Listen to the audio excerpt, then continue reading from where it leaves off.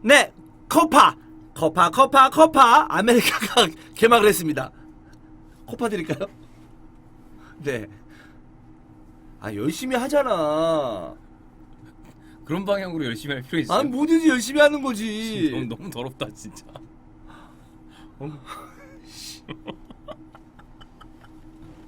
자, 개막전입니다. 네, 그렇습니다. 브라질 대 볼리비아 경기가 끝이 났고요. 스코어는 3대 0이었습니다. 경기 내용을 여러 가지로 이야기하기에는 한쪽이 압도한 경기였고요. 볼리비아는 그냥 내려앉아 수비를 했는데 후반전부터 무너지기 시작하더니만 결국에 3골을 내줬어요. 그냥 몇 번의 슈팅이 다였었고 전반전에는 더더욱더 볼 게 없었던 경기가 아니었을까라는 생각인데 약간 이게 코파가 항상 그렇잖아요. 맞아요. 근데 이 선수들 이게 모여 있는 것도 전 좀 개인적으로 어색하고 아직까지는 모여 있는 것도 어색하고 좀 이게 설렁설렁 그냥 뛰자 이런 마음이 좀 느껴졌었던 어떤 그 경기가 아니었을까. 그리고 네. 볼리비아를 조금 가볍게 보고 있는 것 같아요. 네. 그래서 코파는 사실 토너먼트로 넘어와야 그래도 좀 볼만한 경기가 생기긴 합니다. 그래서 네. 저희가 조별리그에서는 특별히 선수나 아니면 좀 이번 대표팀이 어떤 선수로 이루어져 있는지를 체크를 해보면 좋을 것 같아요. 3대 0이었는데 쿠티뉴가 2골, 그 다음에 에베르톤이 1골 넣었는데 에베르톤 얘기를 이따 좀 해보도록 하겠습니다. 네. 일단 오늘 베스트 11은 알리송이었고요. 알베스 필리페 루이스, 티아고 실바랑 마르키뉴스니까 파리 생제르맹에서 백포 중에 3명이나 특히나 알베스는 뭐 부상도 있지만 부상이 없는 경우에는 어떤 분들은 그런 얘기를 하거든요. 이 나이를 먹고도 아직도 알베스 말고는 누가 없냐고 그러는데 사실 알베스가 여전히 굉장히 좋은 퍼포먼스를 보여주고 있습니다. 그리고 오른쪽 풀백에 국한된 게 아니라 풀백이 아닌 자리에 가서도 알베스는 미드필드에 올라가서도 굉장히 좋은 역할을 해주고 있고요. 필리페 루이스는 아틀레티코 마드리드에서 이제 좀 많이 나이가 든 모습을 보여주고 이제 다른 팀으로 가잖아요. 그러니까 양쪽 풀백들의 나이는 정말 경험은 어마무시합니다. 사실. 그렇습니다. 네. 그다음에 미드필더 라인에서는 카세미르랑 페르난지뉴, 쿠티뉴가 나왔는데 사실 이렇게 보면 이게 뭐 정삼각형으로 서느냐, 역삼각형으로 서느냐에 따라서 4-3-3이 될 수도 있고 4-2-3-1이 될 수도 있겠습니다만 페르난지뉴는 기본적으로 공격 본능이 있는 선수예요. 그래서 맨체스터 시티에 뛰고 있을 때도 순간적으로 올라와서 공격에 가담하는 모습이 있습니다. 그러니까 카세미르가 밑에 받치고 있고 페르난지뉴가 조금 더 공격적으로 움직이고 쿠티뉴는 사실상의 완벽한 공격형 미드필더, 네. 메잘라 역할을 해주고 있고 앞쪽에는 피르미누, 네레스, 히샬리송. 그러니까 네레스는 아약스에서 이번 시즌 많은 엄청난 좋은 팬들에게 모습을 보였죠.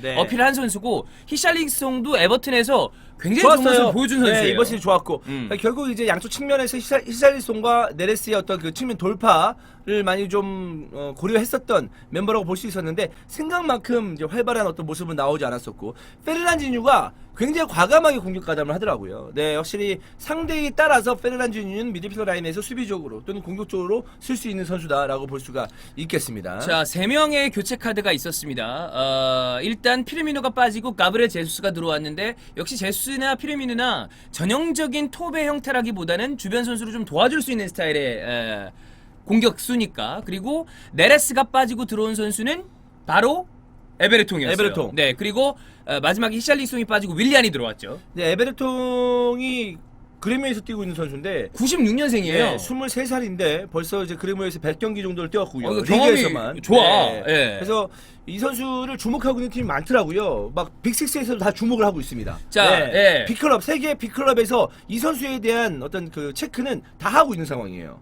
그래요? 네. 그러지 않겠어요? 이 정도 하는데? 뭐 다 이름은 올라가 있겠죠. 네, 그러니까요. 네, 그 얘기를 하는 겁니다. 그렇습니다. 네. 네. 뭐 강력하게 링크를 있다 이건 아니고 아하. 브라질 어허. 에베르통 알지 네. 알지 그래요. 보고 있어. 네. 당연한 거 아니겠습니까? 자, 사실 네.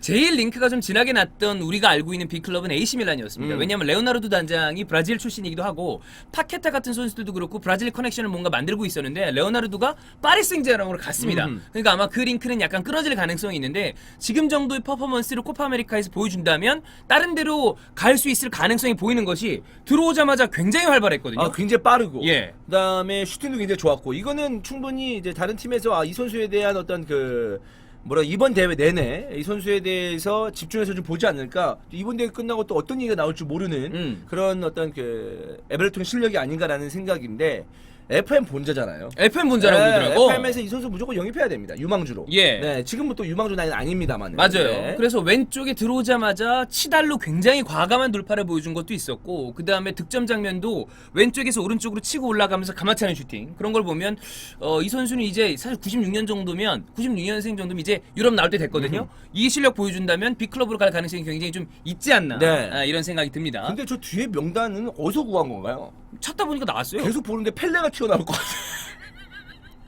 갑자기 뭐 펠레 있고.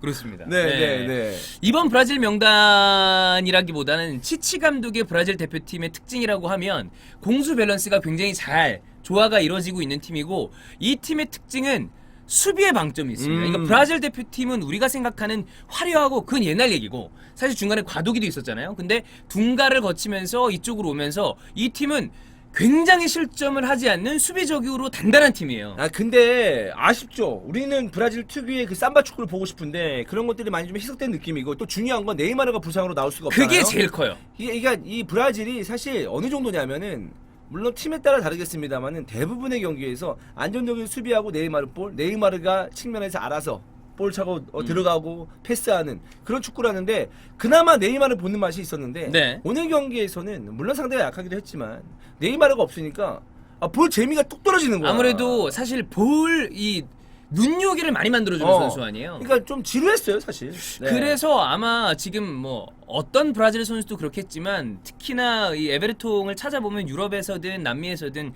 그 웹사이트에 보면 에베르통 보고 넥스트 네이마르 그런 얘기 하거든요. 네. 에베르통이 이번 공격진에 좀 화려함을 보여줄 수 있는 스타일의 공격수가 아닐까 싶고, 그리고 바르셀로나로 이적한 다음에 아쉬움을 보여주고 있는 쿠티뉴도 아마 자기 딴에는 뭔가 보여줘야지. 그래서 아하. 어쨌든 멀티골을 넣어줬고요. 그렇죠. 저는 이 어떤 대회에서 브라질 대표팀에게 좀 기대하고 있는 선수 한 명을 꼽자면, 주원영한테 이제 주원영이 이제 스카우팅에 들어가겠지만 바로 레알 마드리드 유니폼을 입고 있는 포르투에서 움직인 에데르 밀리탕. 이 선수에 대한 그 좀 플레이 스타일, 사실 포르투에 있다 보니까 챔스 말고 많이 못 본 적이 보죠. 없어. 그러니까 형이 스카우팅도 올려줄 거고, 이 대회를 통해서 밀리탕 얘기를 좀 한번 해봤으면 좋겠어요. 그렇습니다. 네, 뭐 나아지겠죠. 경기 하나하나 치르면서 좀 더 이제 팀적으로 조직력이 갖춰지면서 좀 더 나은 모습을 보여줄 브라질이 아닌가라는 생각인데, 마지막으로 이제 코파에 대해서 말씀을 드리면, 내년에도 또 코파가 개막이 됩니다. 내년에도 합니다, 코파를. 여기는 왜냐하면 뭐 100주년 기념 때문에 뭐 연속적으로 한 주도 있고, 또 내년에 하면서 4년 주기 맞춰서 유로 피하려고도 이렇게 하는 경우도 있는데, 어쨌든 내년에는 아르헨티나와 콜롬비아 공동 개최 12개 팀 참가 2개 조, 6개 팀 2개 조 이런 식으로 하거든요. 그러니까 좀 특이하게 경기 운영을 하고 있어서 어떤 분들은 야 코파 또 하냐? 지겹다 이러시는 분들이 있어요. 근데 이번 대회는 뭐니 해도 어찌되었던 메시가 우승을 하느냐 못하느냐, 거기에 그거예요, 좀 그거. 집중을 해야 되지 않을까 싶습니다. 아니 사실 우리 어떤 이 자신의 가치를 높이기 위해서 우리가 흔히 하는 게 뭡니까? 신비주의 아니에요. 좀 덜 나오면 돼. 대회가 이러고저러해서 막 여러 가지로 꼬였어. 100주년은 인정합니다. 네. 100주년 인정하면 100주년 그렇다 치고. 솔직히 100주년도 좀 그래. 그러니까 그러니까 얘네들이 2015, 2016하고 그 다음에 2019, 2020 동시에 이렇게 이러니까 하잖아. 느낌이 대회가 이거 뭐야? 뭐가 뭐지? 이런 생각이 들잖아요. 이거 이때 사실 한번 건너뛰어도 되거든. 물론 그러면 좀 아쉬워하는 팬들도 있고 그렇겠지만, 남미 팬들은 당연히 좋아하겠죠. 많이 네. 열리면. 근데 좀 저 멀리 떨어져 있는 이 한국에 있는 사람 입장에서는 너무 계속하니까 이 메이저 대회라는 느낌 좀 덜 들어요. 그리고 뭐 느낌상 얘네들 대표팀 선수 뛰는 애들도 그냥 뭐 설렁설렁 뛰는 것 같기도 약간 하고. 괜히 네. 뭐 그렇진 않겠지만 선수들은 네. 그런 느낌이 좀 있습니다. 좀 더 이제 나중에는 좀 집중되면서, 야 누가 우승할까? 브라질, 아르헨티나, 뭐 칠레, 야씨 뭐 코파 장난 아니다. 뭐 이런 식의 어떤 느낌을 줬으면 좋겠어요. 맞아요. 네, 그렇습니다. 그렇습니다. 그럼 여기까지 할까요? 네, 네, 브라질 볼리비안 여기까지 하고, 네네. 이제 코파 아메리카의 조별리그 우리가 후토크는 이런 식으로 우리가 기대하고 있는 나라의 어떤 스쿼드 선수. 분석, 그리고 이 팀에는 나라가 좀 요 선수가 괜찮다. 그다음에 이제 토너먼트 가면 그때부터 이제 경기할 얘기가 생길 겁니다. 네, 알겠습니다. 여러분 계속 유튜브 이스타TV 유튜브에서도 코파 아메리카 여러분께 업로드해 드리도록 하겠습니다. 고맙습니다.